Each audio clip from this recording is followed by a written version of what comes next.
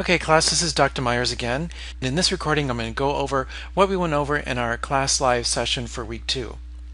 So in this week, we're going to talk about statistical inference and probability.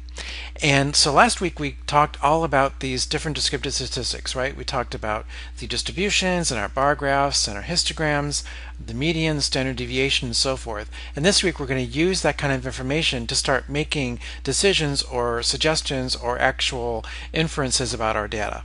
And where that starts is with probability. So we could write an entire book on probability. People have. We could spend an hour on this topic. But for this course, we're really going to talk about the basis of probability. And in your textbook, you can read that in Chapter 5. It forms the basis for our inference.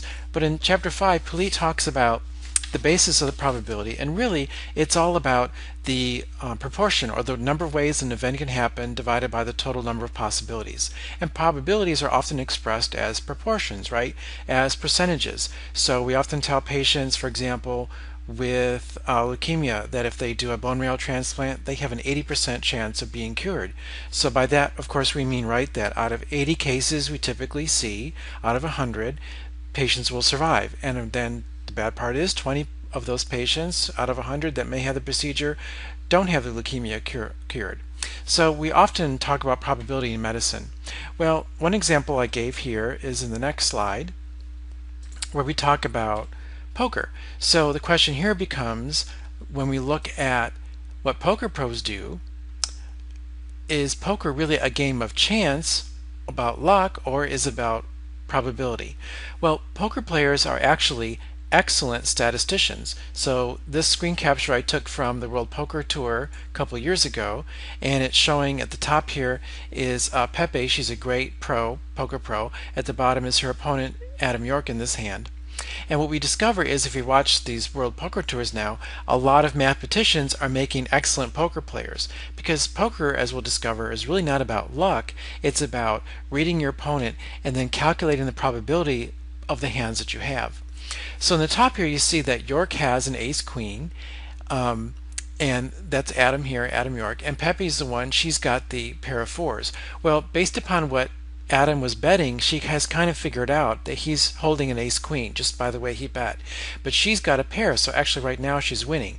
If you look at the common cards here, an 8, a 3, and a jack have been revealed, and as we go to the turn, you see that we have the 5 of spades comes up. So you don't need to know much about poker, but basically now all the straights, of flushes, and everything else has gone away, right? We're down to just pairing the cards together. So as you see here, they've calculated the percentages of which one is going to win. And you can see now that those other options have gone away. Pepe's percentage has increased from 72% to 86%. Well, the question becomes, how do they get their numbers, right? Well, we calculated these together in class, but basically what you do is you have 52 cards in a deck, right? Here you see that there's 4 cards revealed total and 4 over here, so we have 8 that are revealed, and our 8 minus 52 leaves us 44 cards, right? And if you take the cards left that can make York win, he's going to need to pair his ace or queen. And out of the deck now, there's 4 aces, right, and 4 queens. One of each is showing, so we have 3 aces left and 3 queens, right? That equals 6 cards that are left for York to actually win. And all you do then is you take, again, the possibility that it can happen divided by the total possible. So it's going to be basically 44 minus our 6, which is going to be 38, divided by our total, 44. And if you push that on your calculator,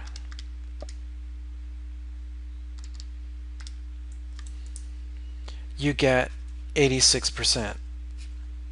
So all of those cards that are left are the ones that make Pepe win. The only ones that are left for York to win is our 6 divided by 44, and that's all the rest, which should add to 100%.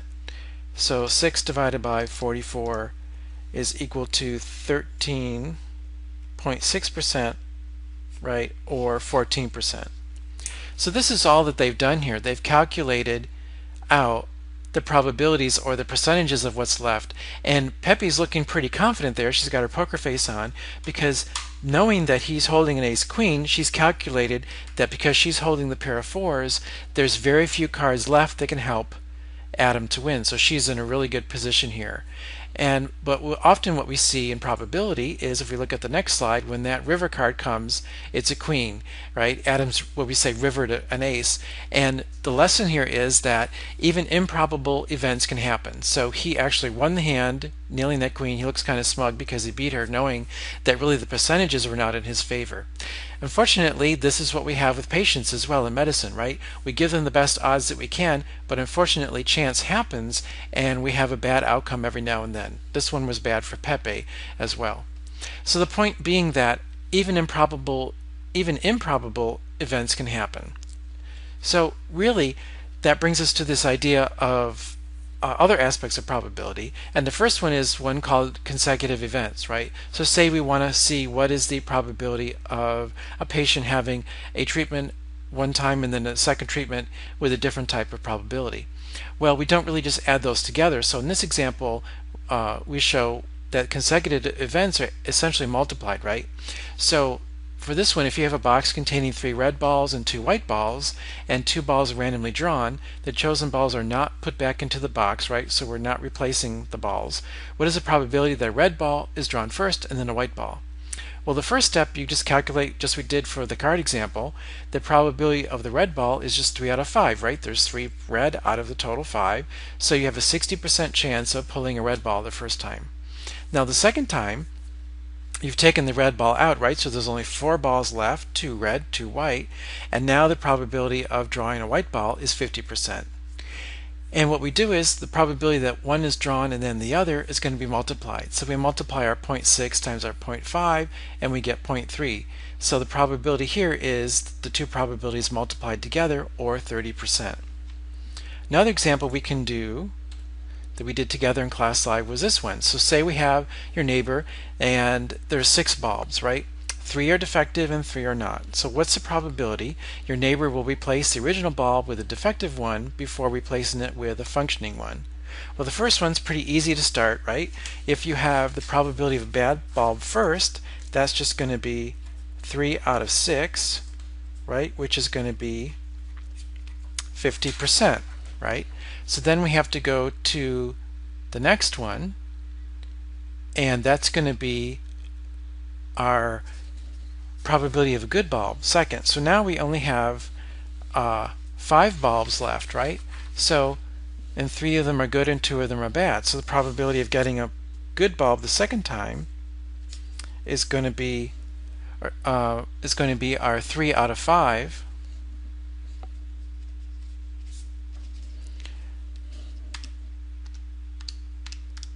And that's going to be 0.6 or 60%. So that's for our second one. So we can calculate that easy as well. And then the final probability of first replacing it with a bad bulb and then a good one is just going to be the 2 multiplied together, like we did for the poker example, or for the example before this one. So we have 0.5 times 0.6, right? And that's going to be equal to 0.3. So rather than adding them, the probability of the 2 events occurring consecutively together is 30%. So basically we multiply the probabilities together when we have these consecutive events. Now as you read on and complete there, that's one example she gives. Again, we could do a lot of probability examples, but basically the point here is that for this one we're going to multiply them together for this probability of consecutive events. And again, you can study probability theory, but basically here we know once we establish what the probabilities are, there's certain rules, right, that we can do to calculate probabilities we might incur. Well, again, the big point of doing probability theory is actually getting at this idea of statistical inference, because that's what we want to do in this course, right? We want to have our certain data, compare our groups, whether there's 1 group or 2 groups or 3 groups that we're going to do tonight, and we're going to decide whether the result we see is due to chance. So the big process here is our conclusions. We're using our data. How much is subject to chance? Is what we observe just a fluke, and how do we know it is not, right? If we're going to subject a patient to a treatment, how do we know what we're seeing in the data is real or not? That's the question. So here we use the probability laws and we graph them, just like we did in our distribution. So there's certain distributions we see in our probability curves, and we create what's called a probability distribution. We've encountered one already, the Z distribution, which was the normal curve, right? Where everything, like an IQ test, where we have a perfect bell-shaped curve. We're going to see the T distribution tonight, which is very similar to that curve, and we're also going to talk about the F distribution tonight with the ANOVA. So then we analyze the probability of an event using that distribution. So really what we're doing is deciding whether or not to accept or reject a null hypothesis. So what we're doing really is doing this test over and over and over again. So quickly, if you look at page 105 in the text, Polite's got a nice diagram, a nice stepwise method here of deciding whether or not we're going to accept or reject our null hypothesis. Okay, so we're going to talk more about that hypothesis in just a bit. But basically what we're going to do over and over in this course is we're going to look at the absolute value. So if it's negative number, it's going to be positive, and positive stays positive, right? We're going to look at the absolute value of a computed test statistic, and if it's greater than the tabled value, the null hypothesis can be rejected and the result is said to be statistically significant at the certain probability level. So this idea of statistical significance is what we're going to go over today, and what we're really saying with that result is that what we see is not attributable to chance. That's all significance means in statistics. In English or in some other language or some other classes, significance is going to mean important, right, or critical, but for us it just means the results we see are not due to chance. That's all we can say in statistics. We're going to look at these two things tonight, test statistic and a p-value. Notice they're different colors. They're two different things. The p-value is derived from the test statistic, but they're not the same thing, and I'm going to go through those with you today. Okay, so then moving forward with the p-value, we always say for small p-values, usually less than 0.05, small probabilities of occurring, we reject our null hypothesis, our HO, and we say that our data don't support the null hypothesis and the evidence is beyond a reasonable doubt. So in this case, it's sort of like rejecting the null hypothesis of a court trial. Our null hypothesis in a court trial, right, is that people are innocent until proven guilty. And we want to have the prosecution bring evidence to convince us otherwise. It's the same thing we're doing in stats. So for a p-value that's larger than 0.05, hey, we've got some reasonable doubt. We don't have enough evidence to reject our null hypothesis. We have to then assume that our defendant is innocent. And 0.05, and it's exactly that. We're kind of on the marginal. It could go either way. So the p-value, the probability that something occurs, is we always set that at 0.05. If we go below that, we've got a significant result. Above 0.05, we don't have a significant result.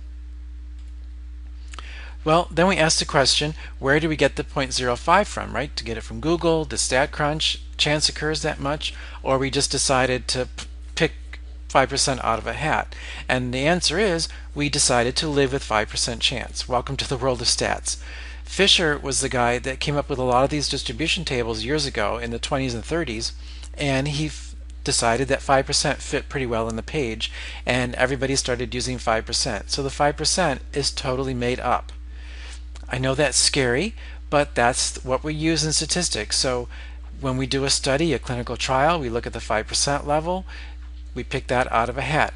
We're always going to choose to live with 5% chance. Anything more than 5%, we're going to say, no, that's not good. We're going to have to redo the trial. That's really not significant. If it's below 5%, we say it's significant. Okay, so let's start out now doing the simple t-test. So the t-test actually came from what's called the student's test, or the student's t-test. It actually came about from beer. Guinness was the guy who makes Guinness beer. The health department came to him years ago and said, hey, I think what we should do is we should test every keg of your beer to make sure that it's pure and wholesome. And Guinness said, wait a minute, I'm not wasting every keg of beer. So he came up with this T distribution that mimicked the normal shape, And he came up with this idea of making a test based upon the standard deviation, a certain probability level, and the average to decide whether or not something was significant. He published it, but he didn't want people to know it was about beer, so he called it the student's test, which became known as the t-test. So there's your trivia for tonight. So let's do this t-test. So can we say, given a mean of 73, so this is some summary data that we have, the mean is 73. This could be pulse rate, right? So heartbeats per minute. Say that our group that we sampled was 73. The standard deviation was 15. The alpha level, which is our probability level, that we're going to test against, is 0.05. That's the one that we have accepted, right? We normally test at 0.05. There's 100 people in our study. Here's our HO, so this is our null hypothesis. If nothing's going on, then our sampled value mu should be equal to 75. So 75 is, say, the national average for heart rate, or the average in this part of the country we sampled from. So we're saying if the null hypothesis is that our sample should be equal to the population value. The alternative hypothesis is that it's not equal. So the null hypothesis is that simple for a one-sample t-test. So what's the t-value here, and is it significant? So we can calculate that if we just go back to the textbook, and I wrote the formula out here for you. If you look at page 100, there is your t-value. T is equal to the sample mean minus the population mean divided by the standard error of the mean. The standard error of the mean is given to you a few pages earlier. That's the one I promised you from last week. So if you look back on page 90, it's simply the standard deviation divided by the square root of n. So it's just another measure of descriptive statistics that we have for this week. So we can calculate that, right, very easily. Grab a piece of paper. We use the one we use for the probability. Okay, so you can do this with me if you'd like. So t is equal to the sample mean. So that's 73 minus our population value of 75 divided by the standard error of the mean. Well, the standard error of the mean is just equal to the standard deviation, right, divided by the square root of n. So the standard deviation here is 15. The square root of 100, well, I can do that in my head, that's 10, right? So 15 divided by 10, don't even need a calculator for that. That's going to be 1.5. So that's our standard error of the mean. And then t is going to be equal to 73 minus 75, so that's going to be negative 2 divided by 1.5. So 2 change the sign, divided by 1.5, and we get negative 1.3333, right? So these are the simple way we can calculate this by hand, and we get our calculated t-value. Okay, so, and you can do that with a calculator. Well, we can get StatCrunch to do that too. Let me pull StatCrunch forward here, see if we can get the same thing, because I know how you guys don't like math, and it's not my favorite subject either. Let's get StatCrunch to do it. All you need to do is click on the Stat tab, go to the T statistics, one sample, and now we don't have the data set, right? So we don't have these 100 rows of patients. All we have is the summary. So we click on the summary. Just put in the numbers here. Sample mean was 73, right? The sample standard deviation was our 15. Sample size was 100. Click next. And our null hypothesis was that the mean was equal to the population value of 75, so we put that in there. We hit next and calculate. And ta-da, negative 1.333. So it gave us the same result that we calculated. So you don't really have to do it by hand if you don't want to, but I want you to see what StatCrunch is doing. Okay, so we can do it by hand or we can do it there, and the question is our result significant? Well, the value we got from StatCrunch and from our calculation was that t equals minus 1.333, and from that, so there's our answer. So we compare it to a critical value, right? So we look at the distribution and we want to see, is this calculated test statistic on our t-distribution, right? What's the probability of seeing that the level, that value or greater, right? So how do we find this critical value? Do we Google it? Do we guess? Do we use StatCrunch? Is it in the chart of the t-distribution, or no idea? Well, it's in the chart of the t-distribution. So as you see, you go to page 412 in the text, where Guinness's distribution is. Right, so here's page 412, critical values for the t-distribution, and you're going to note that there's this sort of grayed out area on the margin there, right? And that's the 5% level. If we go for the critical value, we go down the degrees of freedom. The degrees of freedom are basically how many numbers we need to calculate out an answer, but that's sort of the long version, but for this course, really the degrees of freedom are typically n-1. So our degrees of freedom here would be 99, so we're past the 40, the 60, we're not quite to the 120. So for this one, with 99 degrees of freedom, we're going to have it be t will equal to 2.0. So again, we go back and we say our value was negative 1.33, right? So we take the absolute value, that was up here.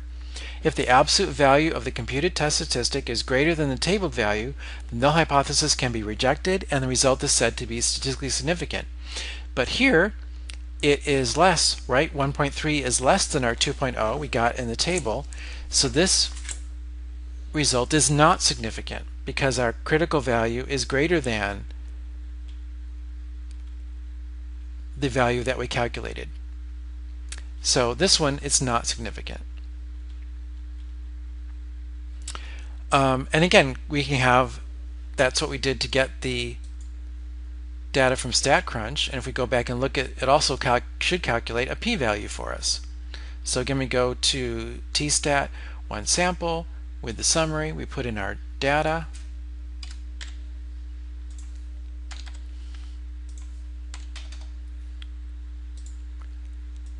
just like we did before, put the 75 in, click next and calculate. And now look at the p-value we got. So there's our test statistic that we looked up in our table, and notice now the p-value is 0.185, so it's above 0.05, so StatCrunch is also telling us this result is not significant. This is probably due to chance, right? And you can tell that by the mean, we're only about 2 away, 73, 75. So here we have no statistical evidence to claim that our sampled group is different from the national average. So their post rate is basically the same. There's no statistical difference, even though the means were different. Okay, so StatCrunch can do this test for us. Let's do another t-test example with some data. So I placed this in the Doc Sharing for you. This is a salaries example I got from the Dummies website for statistics, and you can also go to it here. I have it uploaded on my Google Docs. But here now we're going to survey 474 people, and let me call that data up. So let's run a one sample t-test given that the national average is 32,000. So again, we're going to say what is our null hypothesis and what are our 95% confidence intervals. We'll talk about that next. So first off, what is our null hypothesis? Is it that the salaries of the people in our region are below the national average, above, equal to, or not equal to? And the answer is, of course, that they're equal to. Just like before, we're going to, for the one sample, we're going to say it's equal to the national average. That's what we have here, right? So we're going to say that our salaries here should be equal to 32,000. That's our null hypothesis, right? We're going to try to get evidence to reject it. Our alternative hypothesis is that they're not equal to the national average. So in StatCrunch, we can do this very easily by typing in the data or get it from Excel, and we're going to do the test that way. So first off, let's load this data in. And here we have our salaries. So again, this is a large data set. There's 473 or so values here. So we probably don't want to do this one by hand. And again, to do the test, we will go to the Stat tab, t-statistics, we're going to do one sample, and this time we'll choose with data because we have the data set. Again, it'll call up the dialog box for us, and this time we're going to put in our 32,000 as our value for our population value that we're comparing our sample to. Okay, so here we have our sample. Again, we'll choose salary, we'll place that into the column select, click next. We're going to do a hypothesis test, and again we'll put in the null hypothesis equal to the population average, 32,000, and click calculate, and it'll do the t-test for us. So our t-statistic here is 3.084958. Okay, so it's about 3.09. There's our p-value, 0.0022. So it did all the calculations for us and even calculated our sample mean for us.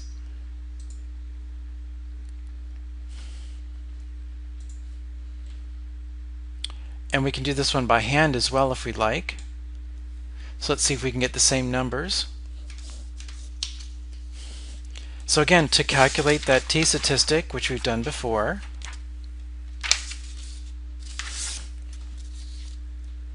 it's just going to be the mean. So here our mean, we can go back to StatCrunch, it calculated it for us. Our sample mean was 34,000.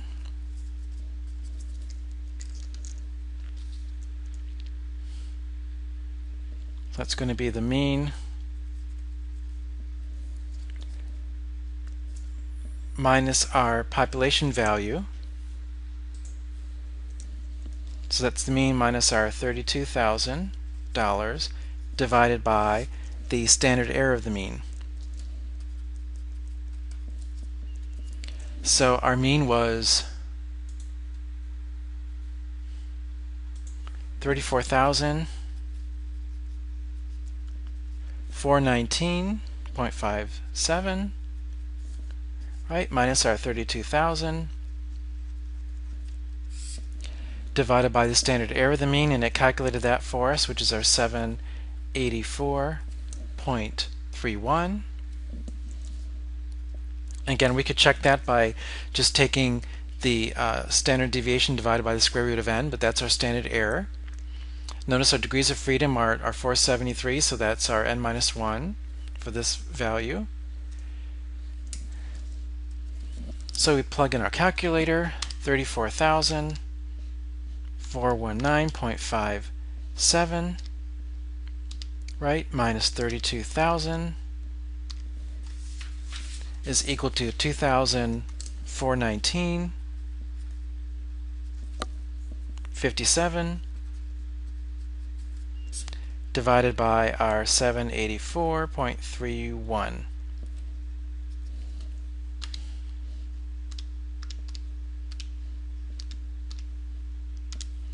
And I get 3.084966,404. Right, so just by doing that with your calculator, you can do the same thing and test the software, and we get the same answer that we got from using our software. So there's no magic involved here, right? We can do these by hand, or we can have StatCrunch do them. I think you'd rather have StatCrunch calculate these for you, and we get the same answer. So we can also do the 95% confidence interval. So if we do that in StatCrunch, we can do the same thing, right? So if we go back to our data set, click Stat, we go back to the t-test with one sample with the data, and instead of doing the hypothesis test on the population value, we simply go and do the confidence interval. We can set it at 95% or 99%, click Next, calculate, and here's our lower limit, 32,878. Our upper limit is 35,960. Can we do that by hand? Sure we can. So the confidence interval for 95%, if we do it by hand, is going to be equal to the mean plus or minus t times the standard error of the mean. So the mean here is 34,000, right? 419.57 plus or minus t times the standard error of the mean. Our standard error of the mean was our 784, right? 74.31.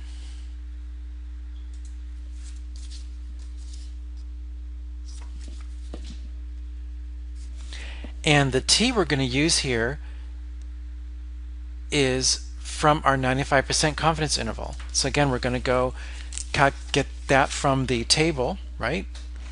So if you look at the t-distribution table, we've got like 400 or more subjects here. So now we're way down at the bottom here for degrees of freedom at the infinity part. So the t-value here is 1.96.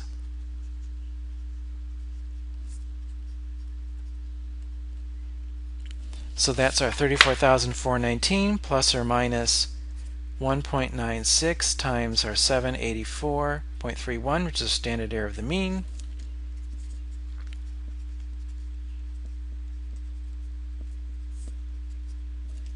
Isn't this exciting? So 1.96 times our 784.31. So we're basically doubling that, and that's 1,537.25.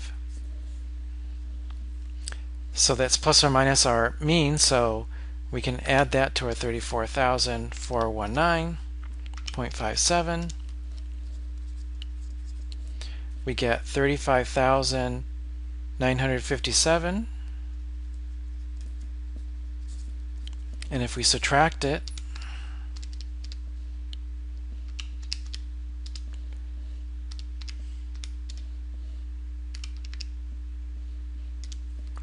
we get 32,882. So there's our 95% confidence interval that we calculated. So again, whether we do this by hand or we do it with a StatCrunch, do we get the same number?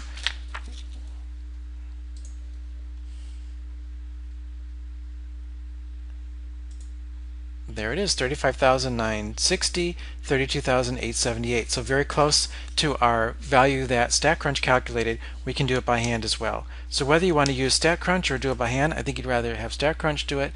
These are our confidence intervals. So what they mean is, based upon the sample average and our standard deviation and standard error and our n, if we keep sampling this area of the country, we go door to door to door, 95% of the time the people we talk to are going to have a salary between 32,878 and 35,961. That's what the confidence levels mean. We could do this for the 99% as well. We'd use another t-value from the table and we get our calculation, or we could let StatCrunch do it for us. So those are the confidence intervals and the t-test for the one sample. Well, we can also have two samples. So say we've got two groups that we're looking at. So here's another example of a pilot study looking at a drug's use to increase cognitive function. So we've got two groups. One underwent behavioral therapy, the other one underwent medication. These are two separate groups, so these are 12 people all together. So this is an independent type example because the groups are not related. Now can we run a two-sample t-test? So we have two means to look at, right? One mean is a one-sample t-test, two mean is a two-sample t-test. So the first question is, what is our null hypothesis here? Well, again, we're going to look at, are we saying that the scores of each group are equal, not equal, higher than or lower than? And our null hypothesis here is that they are equal, right? Just like our one sample was equal to the population value, our null hypothesis here is that the two scores should be equal. The averages should be equal between the two groups.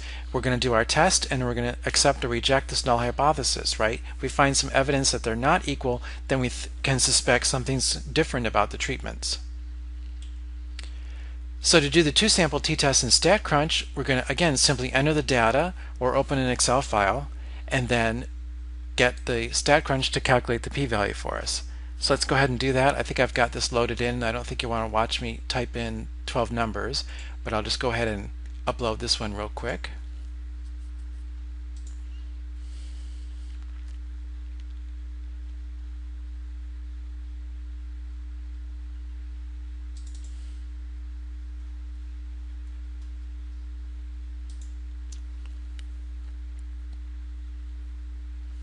And here's our numbers. So again, like we did last week, we can do these a couple different ways, but typically our data sets are each row, so all our 12 people here represent one subject, right? So if someone took the behavioral therapy, their functional score was 48. Another person did the same therapy, their score was 29. We have 6 in that group and 7 in the others. So again, we have our variables here, our independent variable, right? Our nominal level variable of therapy, and here's our dependent variable, our outcome variable that we're interested in, their functional score. The weird thing about doing the t-test, two-sample t-test in StatCrunch is we want to split these out. So if we don't have them typed in like we did here, but say we have, if we don't have them typed in this way, so for example, like you have a data set for like the independent project, they're all in columns for you, right? They're all by patient. You have to split the columns out before you can do the t-test. So to do that, you just go to the Data tab and split the column. So I'll show you how to do that here. So we just go to Data and we say Split Column. And basically we're going to put that first one in, so we're going to split the columns of the functional score, that's our dependent variable, and we're going to split them by group, which is their therapy type. And then we just create the groups. So now what's done is it's added the table. So it's basically done for us. We could have typed these in as well, but if you have a large data set, you'll have to split them as well for doing a two-sample t-test. So again, here's the two groups that we can now do our test on. So now we just go to the Stat tab and do our test. So now we do Stat, T-statistics, two-sample with data, because we have our data here in the table. And we just select our columns. So we've got the behavioral functional score, and we're going to compare that to the ones that got medication. Now here we're going to check pool variances. Palit talks about this in that chapter 6 rather, for doing this two-sample t-test. We can leave this pool variances checked because basically we kind of surmise that our groups are the same because they're exactly the same number of subjects. And really we'd have to go and do a test, or we'd have to do the distributions and look at the standard deviations to say that they're kind of the same as far as how their variances and their standard deviations. But since we have the same sample numbers, we can assume we're just going to pool the variances here. So we'll leave that checked. Then we'll click Next. And again, our hypothesis test is there's no difference, right? They should be equal. And we click Next and Calculate. So here we have our t-statistic of 1.94. Our p-value is 0.0813. Degrees of freedom are 10 because we have our two-sample t-test, so it would be n minus 2 here for our degrees of freedom. So we have 12 minus 2 is 10, and so now we have our two-sample t-test. So probably we can do this one by hand, but I don't think we want to do that since it wasn't much fun to do the one sample by hand. But you can do that if you look at page 119. The formula is there for you that the software is actually calculating. We can actually test that if you'd like. So if you look at page 119, there's the t-statistic for you that she's calculating on the two-sample t-test if you have the standard deviation, the means, right, and the n. And again, for significance for this one, from our results, this result is not significant because our p-value here is greater than 0.05. That 5% we made up, right? It's 0.08. Let's look at the t-statistic. It's 1.94. So again, let's go back to the t-table. We've got 10 degrees of freedom and minus 2 here in this case. So if you go to page 412 and look up the critical value should be higher if it's not significant. So again, we look at the table, we scroll down to 10 degrees of freedom, and notice that our t-value in that little grayed area is 2.23. The absolute value of our test statistic here is not greater than that. That's causing our p-value to rise above 0.05 because this is set at 0.05. And again, this is a not significant result because our p-value is above 0.05 and our test statistic 1.93 is not greater than our critical value of 2.23. So either way you want to look at it, this result is not significant. We can also do, when we can't do this, we don't want to do this one by hand, but we could also do this pooled variance formula. Let's check the textbook. That's fun. Look at page 119, and we don't want to do this by hand, but let's check her stuff by hand that she did here. She got a t-value of negative 1.85 with this formula here. I don't know if I really want to do all that square rooting and so forth. Let's check it with StatCrunch. We'll go to our tab and we'll do the summary test. So we go to Stat, T-Statistics, to Sample, but now we'll choose with summary, right? Like we did the other one with summary for the one sample t-test. We'll click on that one. The mean here, if we look at page 119, is 95 for the first group. The standard deviation, this calculation has a variance in it, SD squared. If you look at page 118, it's given the variance, but that's pretty easy, so we just take the square root of that because the variance, right, is the standard deviation squared. So we just take the square root of that, so the square root of 154.46 is 12.44282. So we'll put that in there. So again, that's our standard deviation. Our sample size is 10 for this one. Group 2, page 119 again, look at the mean. It's 105. The standard deviation, we take the square root of the variance, which is 138.67. Take the square root, and that's 11.7758. And again, our size is 10. We're assuming the variances are equal here. We have this identical sample size, so we'll leave that clicked, pull variances. Click Next. And again, our test is that they're going to be equal, so we leave that to be 0, and we calculate. And guess what? We get the same value, negative 1.847, so negative 1.85 that we got for the t-value in Puli's book. So she did it right. So whether you do it by hand like she did in the textbook for us, or we use StatCrunch, you just have to make sure you take the square root of the variances to get the standard deviations plugged in, and StatCrunch will calculate the same value for you. Okay, so we did one sample test, two sample tests based upon this probability issue, and now we come to ANOVA with 3 sets. So this is another test, only we're going to test the means of 3 or more groups are compared. So again, we still have 2 variables, right? We have one independent variable, and we have one independent variable where we're going to test our qualitative numbers from. So that's going to be a one-way ANOVA when we have one independent variable. So we're testing our independent variable against our dependent variable, and this distribution is called the F statistic. So we have it has its own distribution and table. So we go back of the book, go to page 413, or in your ebook, and we see the F table in that one. So we have a whole nother distribution to look at. Isn't this fun? So we can do the same thing. Let's take another example. Men's happiness. So here's a study of married, single, and divorced men. We have 10 in each group.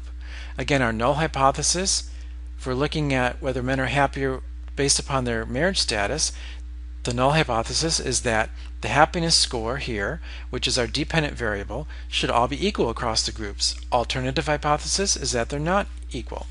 We could do this by hand. I don't think I want to do that. Well, let's have StatCrunch do it. So we simply enter the values, and we again look at the p-value and look at the test statistic. So rather than typing these, I'm going to bring them in from a file. I think I've got this ready to go because, again, I don't think you want to watch me type in 30 numbers. So let's do the ANOVA on the happiness data. So I'll load that in.